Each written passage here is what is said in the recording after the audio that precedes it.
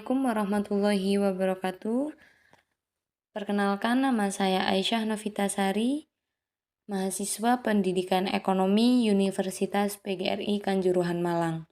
Saya di sini akan membahas mengenai norma dan etika dalam berbisnis, suatu hal yang memberi pedoman tentang bagaimana kita harus hidup dan bertindak secara baik dan tepat, sekaligus menjadi dasar bagi penilaian mengenai baik buruknya perilaku dan tindakan kita. Intinya, norma adalah suatu pemikiran atau pemahaman yang menentukan suatu tindakan baik atau buruk di mata orang lain dan pantas atau tidaknya suatu perbuatan dilakukan. Norma umum dalam berbisnis menentukan langkah terbaik dalam pencitraan bisnis yang baik. Macam-macam dari norma terbagi menjadi dua, yaitu norma umum dan norma khusus. Norma umum kemudian dibagi kembali menjadi tiga subpokok, yaitu norma sopan santun, norma hukum, dan norma moral. Berikut ini adalah penjelasan dari norma-norma tersebut. Yang pertama, norma khusus. Norma khusus adalah aturan yang berlaku dalam bidang kegiatan atau kehidupan yang khusus. Sebagaimana contohnya adalah aturan dalam olahraga, peraturan yang harus ditaati oleh pemain yang terlibat dalam satu kegiatan olahraga adalah contoh dalam menerapkan perilaku atau tindakan dari satu kegiatan atau situasi yang khusus. Selanjutnya adalah norma umum. Norma umum sebaliknya lebih bersifat umum dan sampai pada tingkat tertentu. Boleh dikatakan lebih bersifat universal atau dipahami atau dijadikan landasan menentukan perbuatan yang baik atau buruk oleh banyak orang di dunia. Norma umum ini terbagi menjadi tiga, yaitu yang pertama adalah norma sopan santun atau norma etiket, yaitu adalah norma yang mengatur pola perilaku dan sikap lahiriah dalam pergaulan sehari-hari. Etika tidak sama dengan etiket. Etiket hanya menyangkut perilaku lahiriah yang menyangkut sopan santun atau tata krama. Yang kedua adalah norma hukum. Norma hukum adalah norma yang dituntut keberlakuannya secara tegas oleh masyarakat. Norma hukum ini mencerminkan harapan, keinginan, dan keyakinan seluruh anggota masyarakat tersebut tentang bagaimana hidup bermasyarakat yang baik dan bagaimana masyarakat tersebut harus diatur secara baik. Dan yang terakhir adalah norma moral, yaitu aturan mengenai sikap dan perilaku manusia sebagai manusia. Norma moral ini menyangkut aturan tentang baik buruknya, adil tidaknya tindakan dan perilaku manusia sejauh ia dilihat sebagai manusia. Ada beberapa ciri utama yang membedakan norma moral dari norma umum lainnya, yaitu yang pertama, kaidah moral berkaitan dengan hal-hal yang mempunyai atau yang dianggap mempunyai konsekuensi yang serius bagi kesejahteraan, kebaikan, dan kehidupan manusia, baik secara pribadi maupun secara kelompok. Yang kedua, norma moral tidak ditetapkan atau diubah oleh keputusan penguasa tertentu. Norma moral dan juga norma hukum merupakan ekspresi, cerminan, dan harapan masyarakat mengenai apa yang baik dan apa yang buruk. Berbeda dengan norma hukum, norma moral tidak dikodifikasikan, tidak ditetapkan atau diubah oleh pemerintah. Ia lebih merupakan hukum tak tertulis dalam hati setiap anggota masyarakat, yang karena itu mengikat semua anggota dari dalam dirinya sendiri. Yang ketiga, norma moral selalu menyangkut sebuah perasaan khusus tertentu yang oleh beberapa filsuf moral disebut sebagai perasaan moral atau moral sense. Norma umum. Dalam kaitannya, hubungan dengan berbisnis adalah salah satu pedoman bagi para pelaku bisnis untuk melakukan bisnis sesuai dengan prinsip yang dipegang oleh lingkungan di mana bisnis itu dilakukan. Mengeksploitasi kekayaan alam secara berlebihan dan mencemari lingkungan adalah salah satu kegiatan yang sangat melanggar norma umum secara universal. Setiap manusia memiliki hak yang sama untuk menikmati kekayaan alam. Namun, tak juga hak tersebut dapat dirampas oleh segelintir orang yang mempunyai kepentingan dan memperkaya haknya. Di dalam praktik bisnis, dikenal istilah tanggung jawab sosial, di mana perusahaan yang sudah menghabiskan begitu banyak sumber daya diharuskan memberikan kontribusi dalam pengembangan taraf hidup masyarakat sekitarnya, tempat di mana suatu unit bisnis menghabiskan sumber daya.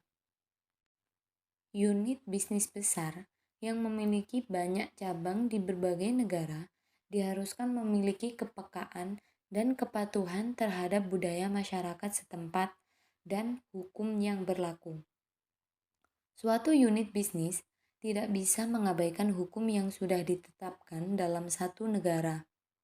Ketika suatu perusahaan menjalankan bisnisnya, suatu perusahaan juga diwajibkan memberikan kontribusi bagi masyarakat dalam satu negara, karena bagaimanapun norma moral yang dilakukan adalah menghormati sang tuan rumah, agar bisnis dapat berjalan lancar dan mendapat dukungan dari masyarakat sekitar.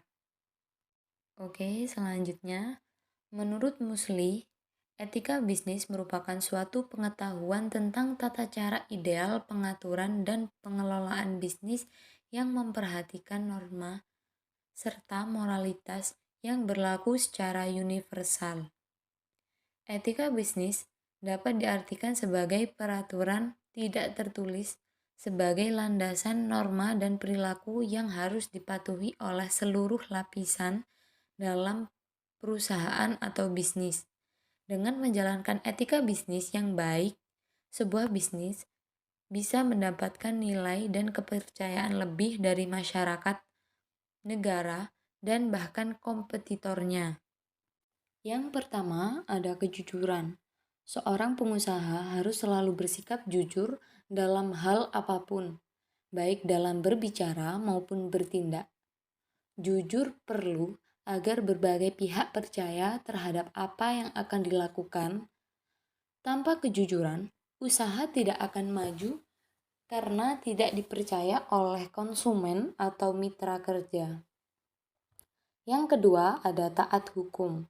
Pengusaha harus selalu patuh dan mentaati hukum yang berlaku, baik yang berkaitan dengan masyarakat ataupun pemerintah.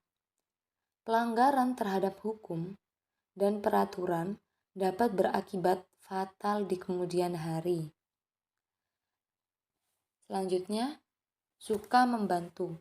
Secara moral, seorang pengusaha harus sanggup membantu berbagai pihak yang memerlukan bantuan.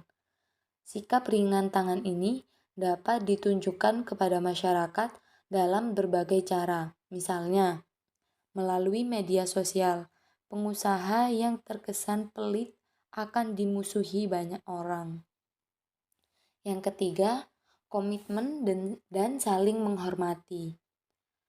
Perusahaan harus komitmen dengan apa yang mereka jalankan dan menghargai komitmen dengan pihak-pihak lain.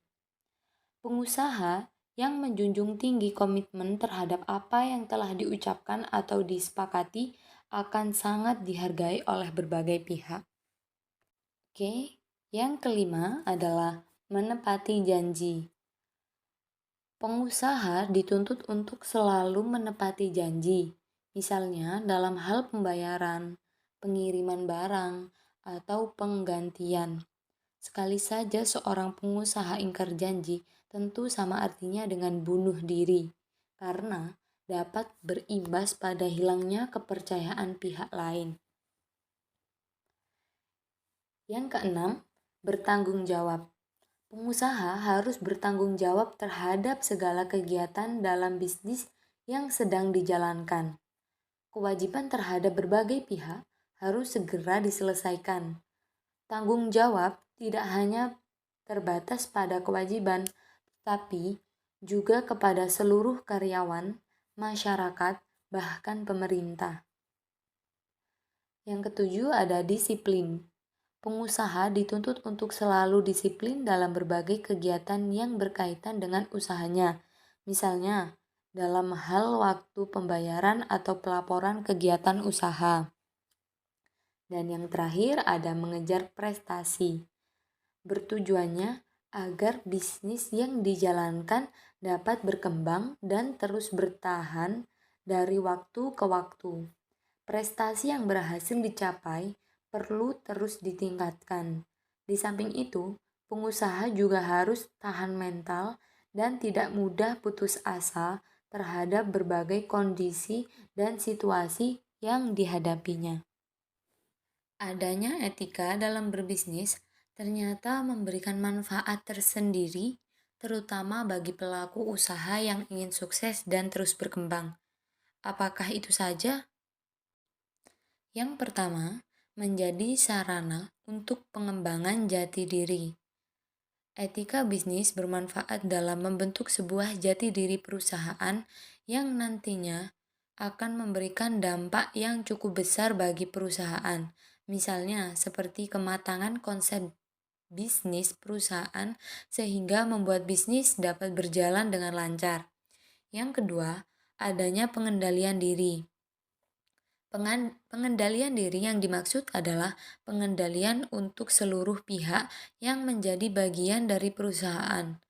Tujuannya tidak lain untuk memberi kelancaran bisnis yang dijalankan dengan adanya rasa saling menghargai satu sama lain. Yang ketiga, membantu membentuk sikap saling percaya. Sikap saling percaya antara individu atau kelompok dalam suatu perusahaan bertujuan untuk menciptakan suasana bisnis yang sehat. Namun, jika tidak ada sikap saling percaya pada individu, maka akan terjadi suasana yang tidak kondusif.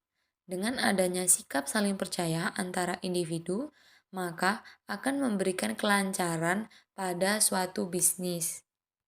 Selanjutnya, yang keempat, menciptakan suasana persaingan yang sehat. Pada saat menjalankan suatu bisnis, harus siap menerima resiko yang akan terjadi dan menghadapinya dengan baik. Itu juga berlaku untuk mengatasi resiko adanya persaingan bisnis yang ketat, baik terjadi pada internal atau eksternal perusahaan. Hal tersebut bisa diatasi dengan sehat jika perusahaan tersebut memiliki kesadaran serta tanggung jawab yang baik saat akan menjalankan suatu bisnis, sehingga hal ini bisa membuat bisnis tersebut mampu bersaing di tengah persaingan yang ketat. Yang kelima, menjaga kenyamanan dalam berbisnis. Etika bisnis mampu menciptakan rasa kenyamanan dalam berbisnis.